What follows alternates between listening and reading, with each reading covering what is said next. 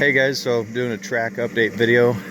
Way back there is the track, and I just patched up this water roller right here with some sheetrock tape and some Permatex. It seems to be working pretty good. It had a couple big holes in it in the seams. It's leaking a little bit right there still, but not really enough to bother with too much.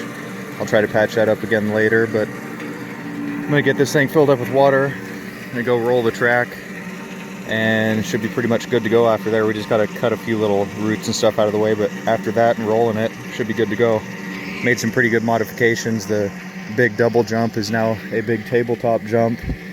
We got a whole nother corner, about another 100 feet extended from last year, and another jump added. So we'll go down there, roll it, and I'll show you guys what it looks like.